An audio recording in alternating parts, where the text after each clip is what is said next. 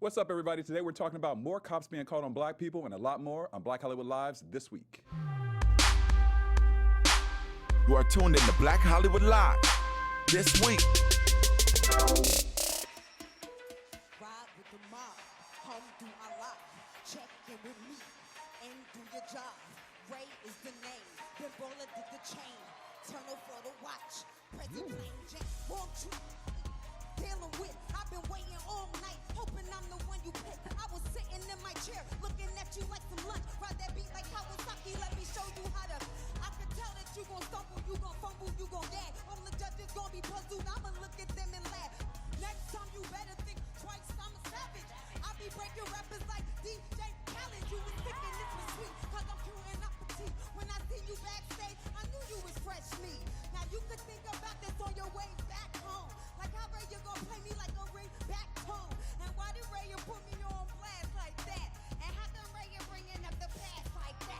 Man, I'm busy, don't you know? Smell of B-A-N-J-I. You can't wait to take my seat. I can't wait to see you try. I just call it like I see it. And now it's looking bad, cause you about to lead a building with my foot up and out. And on that note, we're going to intro the show. What's up, everybody? Welcome to Black Hollywood Lives this week. I'm your host, Derrial, Christon. Joining me today are two beautiful women, Courtney, Stewart. Hey, y'all. What's up? What's up? And our very special guest, you just saw her performing on The Four on Fox. Sharaya J is in the house. Hey, what's up? Woo, welcome. Thank you for having me. Glad to have you day after 4th of July. I know. We're all in here, y'all. We're all here today. We're in here. We're here. We're going to church. Right. Well, we got some great topics today that we're going to be talking about, and we're going to talk about you and the competition and all the fun stuff around that today as well. Dope.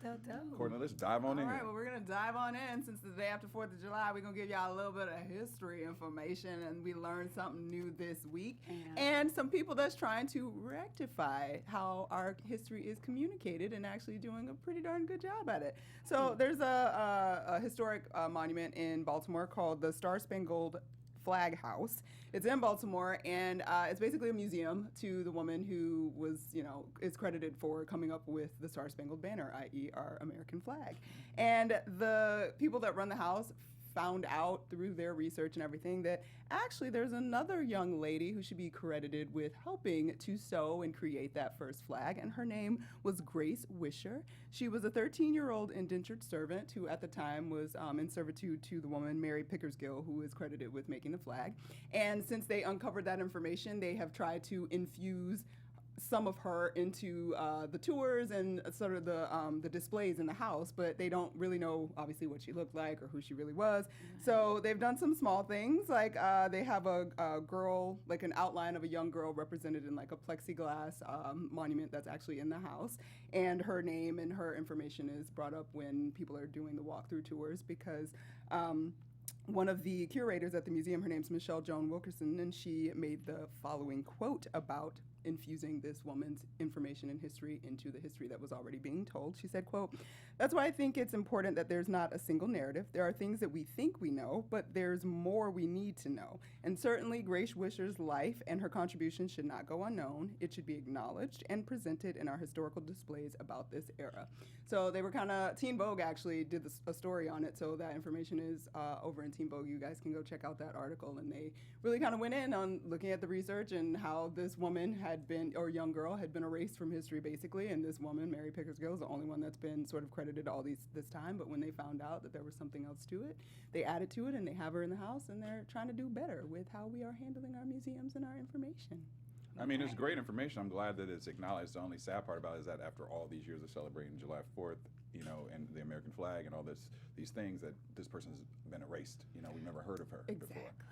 But we now have her. But what a time for that information to come back, as we sort of, people of color, even at this point, I mean not at this point, throughout history, have struggled on 4th of July and sort of the relation to 4th of July very true. And what all that means, and seeing ourselves in the history and accepting where we were and everything. So it's kind of awesome to continue to uncover that information and feel a part of it. Now we can drink our margaritas and be happy about it.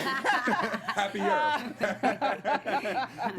we got history lessons while we drinking our margaritas. History lessons, yes. And we love that especially on the historic sites where you would go, because I don't know if y'all, did you guys get to go to those like in high school or in elementary school and stuff, Yeah, I like went to different historical some. sites? Okay. So it's interesting like how, because I did primary school in the South and then moved to upstate New York. So I kind of got some interesting different experiences yes, in both historical backgrounds. sites. Right. But it's always interesting. Like I remember going to Monticello for Thomas Jefferson, and you're like, wait, but ain't no slave quarters here. Like, Right. they just have this big, beautiful house on the hill, and you forget. It's easy to like be thinking you're like really learning some history and like experiencing history, and then you realize They left that how part leaving out. that out, but leaving that out definitely colors it way different in people's feelings about it, because then when you actually go somewhere that has slave quarters, your vibe is wholly Different. different Right. than when Yes. you're on the plantation without it. That's true. So I think it's super important, and it's kind of cool that they're doing it finally. Finally. I'm happy about that. For Yeah. sure, Yeah. for sure, for sure. And the ton of things that we have that still are not uncovered about history. you Right, know, right. Bring it out. Bring I'm it like, out. Bring it out. Yeah. We need it right now, especially what we're about to talk about next. We definitely need That all our information history. is there. All right, speaking of education, we're going to segue into our next story, and it's another Trump date.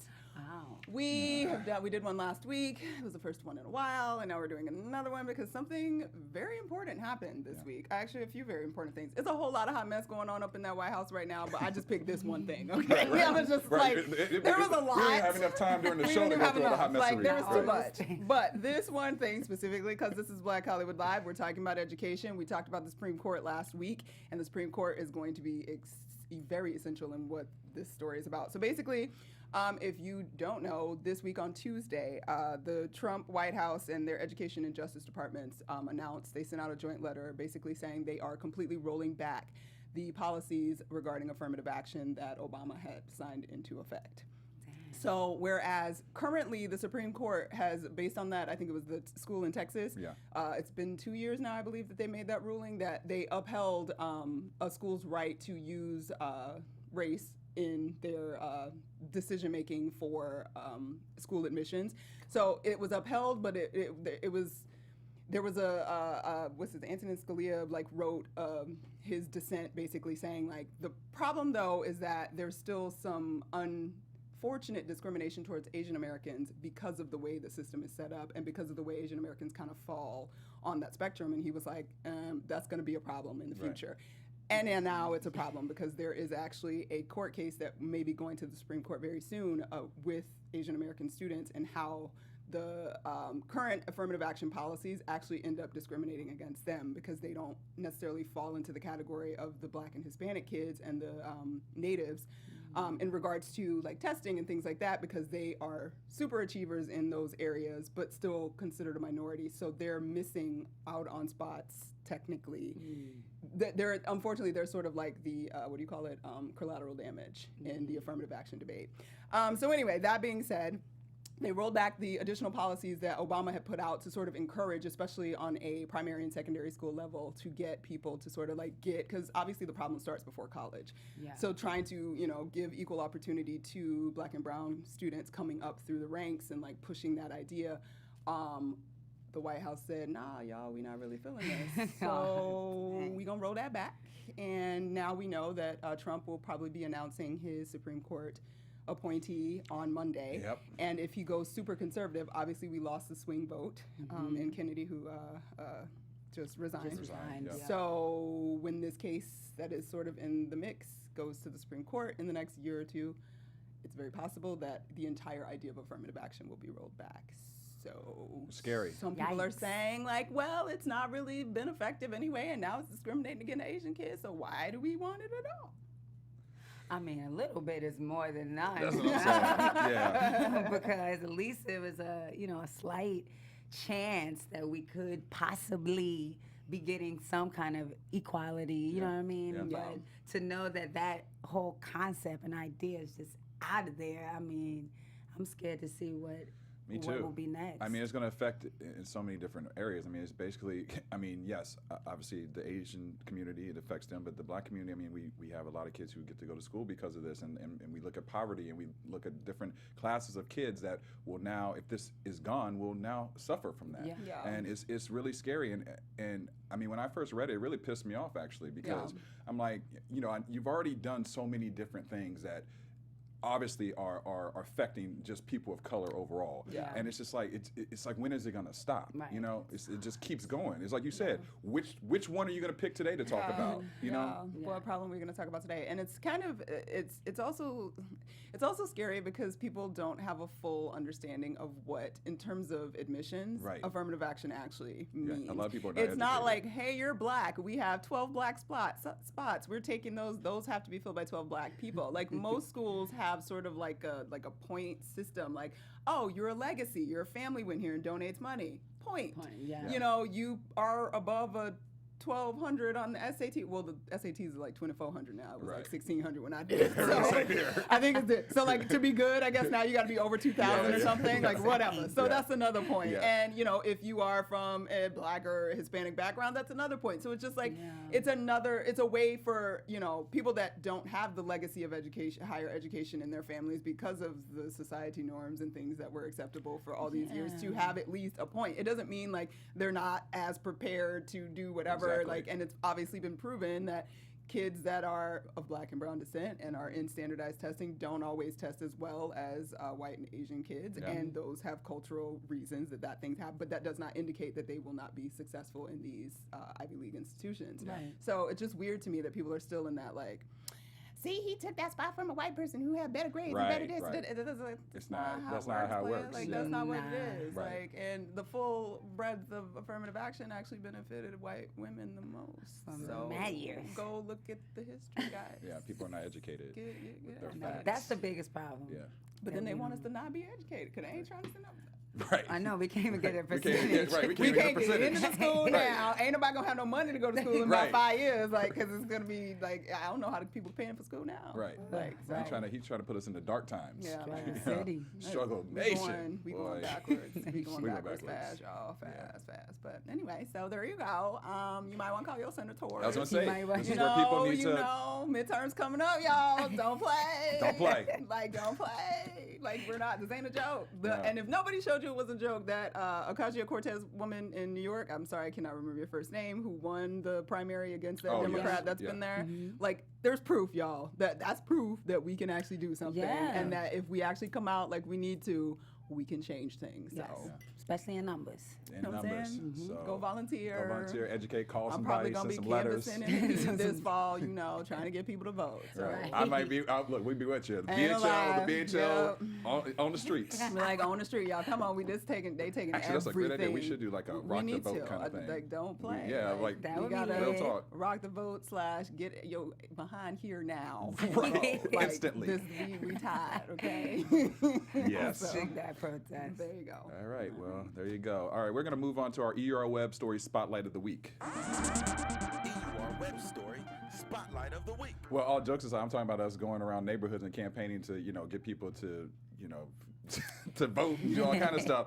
I don't know if it's safe because another black person that got the police called on him, State Rep Janelle Bynum, who is running for re-election this fall in Oregon, was walking around in a residence neighborhood, was talking to people. She had her little clip note board and her cell phone and a little pen, and was just kind of walking around the neighborhood trying to campaign herself.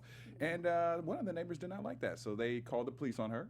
They thought that she was casing the area and was looking to possibly rob one of the houses. No, wow. Yes, so Mr. Sheriff showed up to Miss Janelle Bynum and was like, hey, what's going on, sister girl? You up in the neighborhoods and the police, I'm the police. What you doing here? She's like, I'm just campaigning. This is my reenactment, by the way.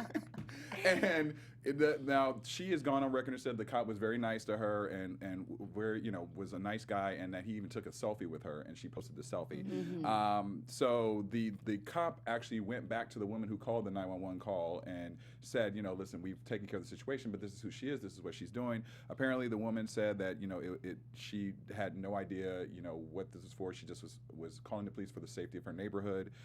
Bynum later said that she understood that the concerns of the person who called, but she said she had just rather the woman had at least approached her and tried to figure out who she was. Which I have an opinion about that, but I'll tell you that in a second. And then Bynum also later said it boils down to people not knowing their neighbors and people having a sense of fear in their neighborhood. And I mean that's true, but it's also, I think she was very politically correct about that, because maybe she, since she is campaigning. My thing is about with her statement saying the woman should have approached her. The only thing with that is that people are crazy, and I don't know. If you don't know somebody, their case in your neighborhood, you just don't know what might trigger them. I mean, if it's a probably, I'm assuming she's a 43-year-old woman, just walking around the neighborhood, you kind of can gauge to see like what she really is like. But that's a little bit of a fine line because you just never know what sets people off. I don't know if I wouldn't have called the police. I may have rolled up on her. It? No, I probably would have rolled up on her. Maybe, I guess. Just like at least give it a stare. Like, I think I would. So who are you? Yeah, that's what I think I would do. Why you in my hood? At least ask a question. You know what I mean? And then if I get a vibe, then maybe I get up out of there. But right. At least to see, to pose the question just before I assume that it's just something crazy. I'm like, why you could use a little deductive reasoning in this instance. Like, it's a middle-aged woman. Yeah. Like, that's not a typical, robbery person. Right. And was she, just knocking on front doors? Like, if you're knocking on front doors, you're not really Trying to casing hide, them. Like, she wasn't, in people's windows. Like, why would the, initial assumption and if you're talking to people, it's like... And you're talking to people, so the initial assumption, I'd be like, why? That's why we need to sit out on the front porch more often and just watch stuff go by. I'm telling you. Right. Because Like the old, like back in the day. Yes, Like back in the day, because grandma always knew. Like it might be some new people in the neighborhood, but she was on the porch long enough to watch and see what they. I should have said Big Mama because it was Big Mama in Atlanta. Nana, that was my Nana. Yeah, she's on the porch, she watching who come and go, and which kids. Oh, okay, they playing too much, or they going somebody to whatever. And I think that is at a loss. So I don't know, it's annoying that the police were called still because I just think it's such a waste of resources. It is. And she hadn't been disturbing the peace or doing anything. But at the same time, we live in a time where people are like, anytime you see anything that looks off, so is the looking off that it was a black woman in your neighborhood? Right. Yes, probably. And if that is the case, then you need to really think about that further. Yeah. I agree. If that's your trigger, this is off because there's a black woman in my neighborhood. Right. Yeah, you gotta look yourself in the mirror. Yeah, Right. let me think about that for a minute, because that can't be the only reason. If she was running around making noise, had a gun, or doing something like that, then, or whatever. Right. Because you couldn't be campaigning, just could not be. That's not possible. No, Right. don't be black and campaigning. I mean, she got a clipboard. It could have been Greenpeace. You know how Greenpeace be, right? But they be at the stores now. They don't come to the neighborhoods. houses no more. I did that in college. They do go to the grocery stores. They're mostly at grocery stores. They are outside. not going house to house anymore. Yeah. Is that because? But Juanita said, I need to see the people for myself. Yeah, but that's Right. good. That's what they need to be that's doing. what I can respect that about She just didn't know. Well, hopefully she'll get reelected after all that. I mean, Right. the police got called on you. I hope that they take that into account. They could call. Maybe she ain't used to no blackness, and she was Right. like, "No, we don't want that here." Right. that part, though. That part. Oh well, we voting for you, sister. We with you. You got my vote, Juanita. We got. Yeah, that's Get right. it, We'll come girl. campaign with you. And thank you, police officer, for not being a psychopath. Yes, thank you for not Appreciate being that. Right. Jerk. a jerk. And taking cool and taking a selfie. selfie. Taking a to let her- selfie. yeah, Taking that was a cool. selfie. Shout out to you. Precious. All right, another shout out is going to be to Nicki Minaj, who just awarded 37 college students with scholarships called the Student of the Game. So basically what she did was she started kind of, she's paying off their college tuition or their student loans based off on where they're at in their schooling. Her charitable efforts began back in May 2017. She informed the first round of winners last month that she would be paying for them, and then she informed her Twitter followers that winners are eligible to win the scholarship multiple times, but not in a consecutive year. So shout out to Nicki Minaj for helping out the kids. Kudos to her. You know, for we that. always talk about the other things about Nicki Minaj. We Of don't talk about this course. part. So this is, it's That's cool. funny. I just wish she was on Twitter, and I wish Twitter existed when I was in college. That's Could have been right. like, "Hey, Nicki, Right. I could have had no school know people loans when I still 50 graduated. grand, girl. Yes. It'll Right. get me through. Right. It will get me. Right. I buy all your records. You know what I'm Right. saying? I'll shout you out every day when I'm Be reading my singing books. Chun-Li And I'll be every back day. for my second time when it's not Exactly. consecutive. Exactly. It'd be Exactly. like freshman year. All right. Right. Junior year, I'm back, girl. Right. I'm like, study Right. abroad. Right, Let's do right. this. Or save that money from the time that they, to get a job, save that money, and then when Yeah. it's time for you got some money in between, Yes, so yeah. That part. You Yeah, coulda shout out got- to her. Shout out to Nicki for that. That was yeah. cool. I That That's was love cool. awesome. In a time we need education. Yeah, That's right. I love Something that. positive. Maybe she can sit down with Trump. He seems to be taking on women meetings. He so. is taking the meetings. with Would y'all be like He good with likes- that? Because because everybody got mad at Kanye, everybody got mad at I Steve mean, you're Harvey. right, Like, yeah. are we in a place where No, they would get mad at Nicki too. they're mad at Nicki too? They would get mad They at would Nicki. get mad. They would. Yeah. They would get mad. Would y'all yeah. be mad at Nicki? I mean, it just matters on what she was going in there to talk about. That's what, yeah. You know what I'm saying?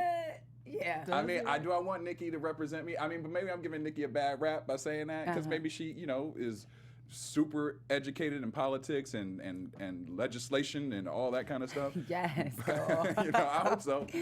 But I mean, would I be mad? I mean, I probably would have some comment, but I'd have to see what she was going in there to talk about. I had to see what the jig is like. What's She's really like, look, I ain't even gonna get into it yet. Why are you up in there? sitting there? Right. I would have to know for sure. Right. I feel like I'm kind of in a place where I wouldn't trust nothing going on in that White House. So if anybody was up in there, I got what no you doing in trust there? for you. Right. What y'all talking about? And I know that kind of is anti getting anything done, I guess, because technically that's the power that be at the point. But at what point is it just we got to shut it down? We got to shut it down. I know. Yeah. It's there. That's where we at. That's where we at. Are we there? That's like where we at. completely shut it down? Like we just got to put your head down for the next, year and a half? Right. And pray. And pray. That's why we Come on. pray. Thank God for prayer. Thank God for prayer. All right. Well, Praise that the concludes Lord. our topics of today. Thank God we have music because music gets us through things, and you know a lot about music. Yes. You are competing on the floor. Man, that is what. This is where I want to start. There's so many competition shows right now. What was it about the four that you wanted to go after?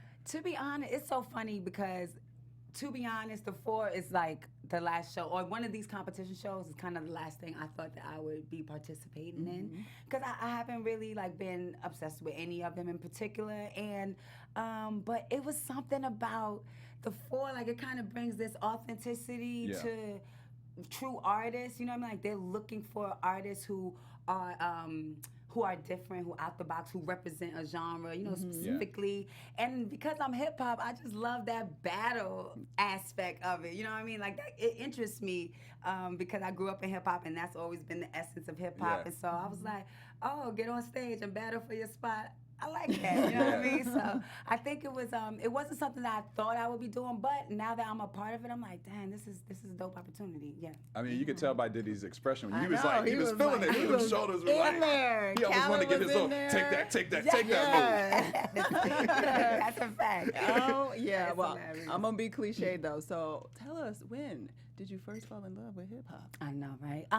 Since I was a little kid, I grew up in a hip hop home because my father was in a 90s hip hop group called Double X Posse, and they had this record that went platinum back in the day. So I'm not going to be able to do it. Can you do it? Oh, yeah, You know what I yeah. mean? So my house was that. Like, I would come in the house, there always was a cipher going on in my living room.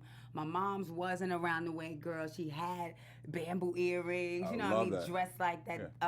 It always was a cipher. I could walk in, it was different artists sitting in my living room. You know, my father used to give the house parties, bring the DJ in, move all the furniture to the side. And so it was my life. Yeah. I always said music chose me because I didn't have a choice, really. When I came out, I was already listening to raps or hitting the studio with my pops or being watching him on tour. So it was just something that just was innate, you know what I mean? And I fell more in love with it. The older I got, the more into the culture I got. It just was a part of my life. And who's like one of the top people that influenced you? Who do you listen to the most, or who's like that MC that you're like, every time you hear it, you like, I gotta jam. The GOAT, B.I.G., Biggie, Yeah. all day. Yeah. Just cause that he just is the man. I mean, on so many levels. You know, dope storyteller, crazy lyricist, flows out of this world, metaphors, punchlines. Yeah. I mean, all of it. He got Yeah. all of it, and he was also writing for like a lot of different artists too. Yeah. And so you know, that takes a different level of creativity to be able to produce your own stuff, Yeah. and then say, oh, I know exactly what to write for you too. Right, You know, yeah. for another person. Yep. But yeah, Biggie hands down. That's my favorite lyricist. I always wonder like what he would be doing today if he I was still alive. Like what level would he know, like, be on? It where would just and be how and crazy. Crazy. Think of You know what all I mean? the great. And I think he would be continuously be reinventing Reinventing himself. himself. I yeah. do too. Yeah. I do too. Hands Yeah. down. Yeah. Just Yeah. dope. So how did you sort of mixing that, because hip hop, like many industries, is very male dominated. You know it. And sort of, you're obviously a quite beautiful woman. How did Thank you you. sort of Great find, teeth, by the way. I just know. gotta I put was it like, in. I keep looking her at your teeth. smile is I'm all about amazing, teeth. I'm like, y'all. man, her teeth are the It's game. Like, fantastic. it's killing Thank it. you. Yes, but Thank how did you you. sort of find and mold sort of how you feel? Because obviously, like, there's Nicki Minaj, like we were talking about Yeah. before, that's sort of gone in her direction, Yeah. and Yes. Kim was her direction, and Yes. Foxy was her direction, Yeah. Queen Latifah was her direction. Like, Yes. how did you sort of mold and figure out your femininity as well as your place in the In the hip-hop game. Yeah. game? You know what? I'm not gonna front with you. It is tough for females in hip hop, just because it is a male-dominated genre. But I did look up to people like strong women figures. Like, I did look up to Queen Latifah and people like Lauryn Hill. They both from Jersey too. Yeah. I'm a Jersey girl, so I was big on watching them, and then Missy too. Definitely breaking barriers, and I lucked up and got an opportunity I was for gonna her. say you work with her. Yeah, Yeah. she was my mentor Yeah. for a long time, and so she also was very instrumental in placing that strong feminine role, like really respecting yourself, holding your ground, because she had to come up with a bunch of guys and be in that position where she had to hold her ground. And even with being in the studio, she always was really hard on me about, if you're going with a bunch of guys, like, don't be going in to work. That's what your whole thing is. Yeah. You know what I mean? Don't get sidetracked. You in there to do that, and then your respect will come because you respect yourself. And so I kind of just kept that, that mindset there. And then I've had a lot of strong, empowering women just in my life. My grandmother, my mom, they always put like those jewels in me to just really, be a lady. And so I kind of take that part and then take the strength and kind of push it all together and then try to maneuver my way in this game. It's Well, tough, sure. but I try. Well, you're killing it. Thank you. Obviously, Doing very well. One of the Thank fan you so favorites. much. Thank you. How has the show changed your life since you've been on it? In a lot of ways, definitely your social medias do go up. Like, Yeah. because the more people get exposed to you on that platform, the platform is awesome because it's just so many different types of people get a chance to see what your art is, and so my social media definitely is cracking. My fans that was there before the hand, they like, girl, we always knew you know. So they showed me that love, and then I got new fans who show me love, and then of course you always get your haters. They Of gonna course. be in there saying this, that, and third, Right. but that's part of But the they game. still watching you, They though. watch You know what I'm you. saying? They No, still that's watching a you. fact.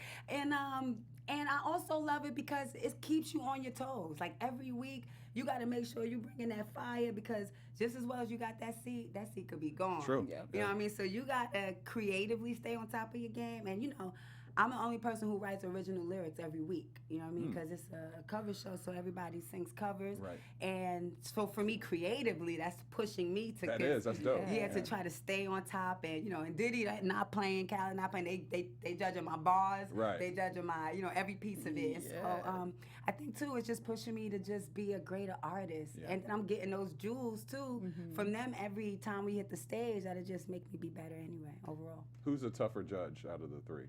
Diddy. I thought it might be Diddy. Yeah. I think that's what a lot of us, most of the four, like, we always say we have a consensus that Diddy is the guy, because he's up there to keep it real with you, and he not gonna hold no cap. Like, he gonna just keep it 1,000. If he liked it, he gonna say lit. If he don't, he gonna be like, no. Right. And this what you need to do to fix it.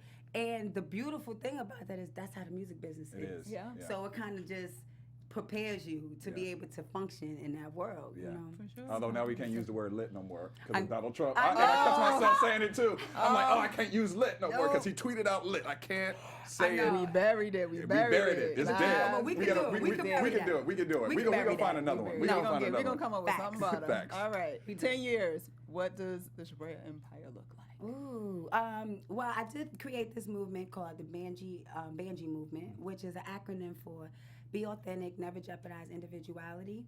And so I opened up like a production company dope. through it. And so just with music, I also do like film, screenwriting, and I want to do some things that will be able to put it all together, like the music. I'm a choreographer and a dancer, so I've always had a special love for dance. And then, some film stuff, and just like maybe create some films that represent music, or maybe even, I definitely want to take the Banji movement and do some things with. That's why I said I think with Nicki is awesome, because that's something I would do. You know what I Right, mean? yeah. Just for young kids coming up. Because For sure. I came up in the inner city. That was a struggle, you know what I'm saying? So I understand that story coming up from the hood, trying to find, a lifeline to get Absolutely, out. You know what I yeah. mean? So definitely hope that I could build an empire where I could just keep inspiring, being able to do my art, being able to pass on jewels that I'm getting in this season along to other artists coming up. Try to do something special with it. Well, you definitely are a special star. I mean, I even when I was reading your story, I give you even more props because, like you were saying, you have to write lyrics, unlike everyone else every week. Yeah. You're performing, and you're also battling cancer in the middle of all this, which you just recently revealed. And I mean, I give you props just for being able to manage all that. Thank know? you. So, and how is that, that added addition of just being, something that you had to take care of while you're competing on this show? It definitely, you know what? Before getting the show, I had to pray on that. That's why I said I love you say prayer, because sure. I had to pray about whether this would be the right move for me, because I knew that I would still be in the process of chemo. I had a couple rounds prior to the show, and so I already kind of got to gauge the side effects and how it, reacts to your body, and and I just was like, Ray, is this something that you want to take on? But after I prayed about it, and I felt like the Creator said to me, go. You just go ahead, and I will trust me and just follow, be the vessel. Yeah. And so that's just the only thing I did. You know what I mean? I have not planned it. I have no plan. Each and every week, I just go through it the best that I can. That one we just watched, that performance we was just watching, I was 4 days straight from chemo. Like, you know what I mean? So I was... So it's just been God really just blessing me, and then I think I would assume like all the hard work and just the passion that I put into it up to this point, like maybe all for this moment, you know what I mean? And so I just I embrace it and I stay strong, and the people hitting me up saying like, you inspire me, to just hit that. Some people hit me up, when I got diagnosed with cancer, I ended my career. I didn't want to go out and do nothing else. I had these goals. I felt like I couldn't do it. And the reality is some people will make you think that about yourself once you get a diagnosis like that. So I just want to be that one that just says, nah, impossible is impossible. Yeah. You know what I'm saying? So it's been tough. But I've been pushing through, and then I also within the show found out too that my voice second, third episode, my voice was getting a little messed up. I had to go to the voice doctor. Wow. He was telling me that it might have had something to do with my chemo, affecting my vocals, which I was like, I never even knew that could be something. Yeah. But I'm finding out a lot of stuff, in this process. But I'm just grateful every time that I get a chance to just go up there on stage, and I give it my 150%. Well, we can tell your energy is just, you kill it. You can see it. What do you want people to remember about you from the show and just in life? Yeah, I think that I never gave up. Yeah. That I never give up. Yeah. Like that I push through. And I just give it my all, you know what I mean? And every time I hit the stage, it's my authentic self. Yeah. I said I don't really think about, I'm not. How do I say, I'm not thinking about, how do I do this? How am I gonna win this thing? Yeah. How am I gonna? I just all right, let's go. Let's I'm going into battle. Yeah. Right. Yeah. And so I want them to just know that I'm a fighter. I never gave up, and I fought for my dreams because I think that more of us should. You know what I'm saying? Absolutely. Well, I know we're going to be seeing you for a long time in this game, time. and Thank you. so everybody can catch you. Where can they catch you on your social media, actually? Oh, true. So on my IG, it is Banji Raya, at Banji Raya, Banji Raya, and on my Twitter, Sharaya_J. All right, and then you can also catch you on The 4 Yeah. on Fox. On Fox. Check your local listings. Yes. On tonight. On tonight. Yes, So, sir. Courtney, where Check can it fans out. find you? I'm all over the social medias at Stewart Starlet. Yes. You can find me at Derrial Christon on Instagram, Twitter, Facebook, and on Reel's channel, Broken Famous. We loved having you in the. I just feel like happy. it's just so much energy. I know. You what I mean? Good. Like, It got us Vibing. through, girl. you got us through. You 'cause brought us the we're a little bit energy. hungover, some of us. No names. I know. No names. Hilarious. No, I'll be watching you because Thank I'm you. feeling For sure. you. I'm feeling Thanks your for vibe. having So me. Can't come wait back. Ready for the When you album. win, come back. All right, say know. less. When you That's win. in the Yeah. universe That's right in the there. universe. When you win, Yes. come back and perform for us too. And perform. You know I do. We got a little stage right here. Oh, Don't get it twisted. I'll get real crazy right here listen, for y'all too. listen, we'll have it right there. Get some backup band. Look, we'll backup bands for you. What? All right, everybody, check us out next week and have a great weekend. Peace. Thank you. From executives Keven Undergaro, Derrial, Christon, Tiana Hobson, and the entire BHL staff, we would like to thank you for supporting Black Hollywood Live, the first online broadcast network dedicated to African American entertainment. For questions and comments, contact us. info@blackhollywoodlive.com. Like us on Facebook, tweet us, or Instagram us at BHL Online. And I am the official voice of Black Hollywood Live, Scipio. Instagram me at KingXOBay. Thanks for tuning in.